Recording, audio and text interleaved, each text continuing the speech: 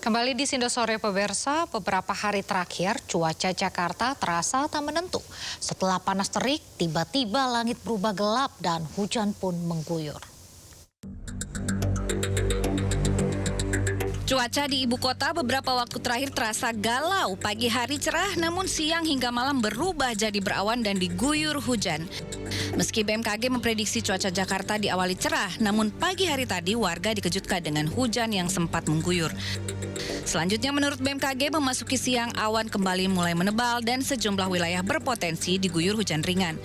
Hujan diprediksi terjadi tidak merata, namun dapat berlangsung hingga malam hari di sejumlah wilayah ibu kota. Pola cuaca yang berubah-ubah menjadi ciri peralihan musim. Ketika pagi terasa terik, namun pada siang hingga sore berganti dengan hujan. Untuk itu, warga diimbau agar tetap siaga terhadap perubahan cuaca yang terjadi secara tiba-tiba. Tim Liputan iNews melaporkan.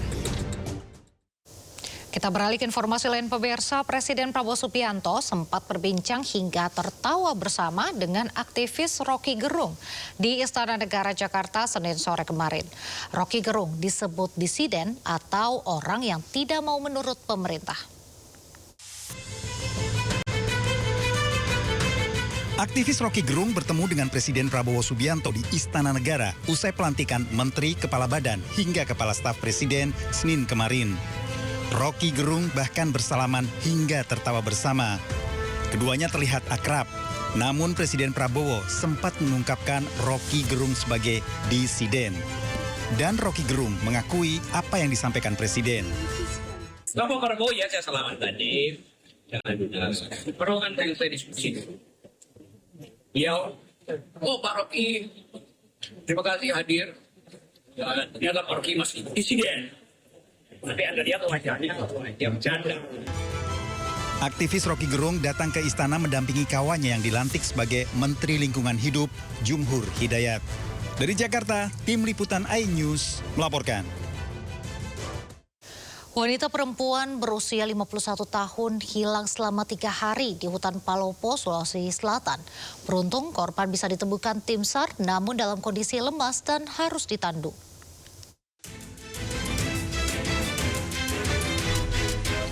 Indo Rampa, wanita berusia 51 tahun ini ditemukan tim SAR di area hutan kawasan Betang Barat, Palopo dengan kondisi lemah.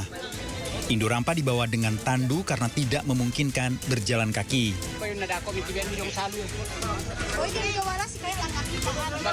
Korban hilang sejak 3 hari sebelumnya dan tim SAR melakukan pencarian menyisir sejumlah titik hingga ke arah area hutan yang jauh dari permukiman.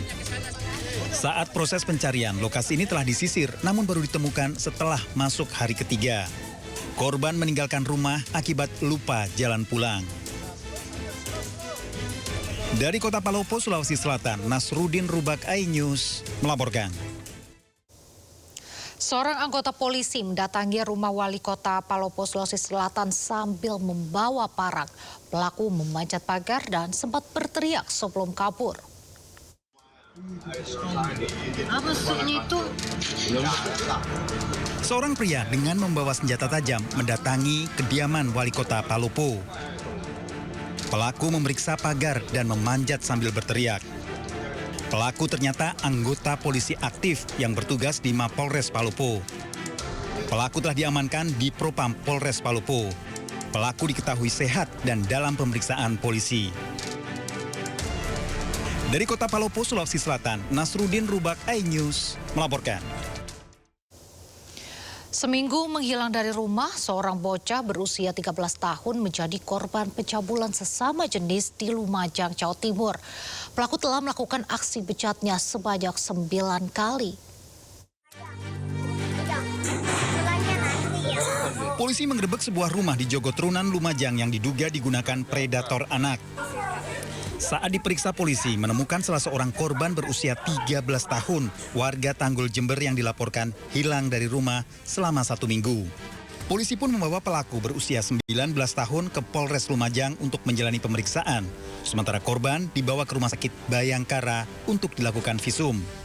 Pengakuan korban, pelaku telah melakukan aksi bejatnya sebanyak 9 kali selama korban berada di rumah pelaku. Polisi hingga kini masih mendalami kasus ini untuk mengetahui modus pelaku sehingga bisa leluasa melakukan pencabulan sesama jenis di rumahnya sendiri. Diduga puluhan anak yang menjadi korban penyimpangan seksual untuk segera melapor pada polisi. Dari Lumajang, Jawa Timur, Yayan Nugroho, iNews melaporkan. Kita ke informasi mancanegara. Pemirsa, krisis kemanusiaan di Gaza kian memburuk. Anak-anak di kamp pengungsian terancam serangan hama seperti tikus hingga serangga yang meningkatkan resiko penyakit.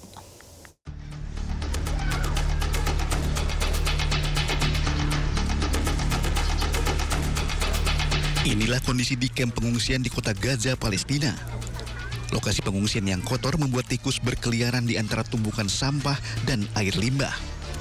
Hal ini membuat risiko penyakit semakin tinggi, terutama bagi anak-anak.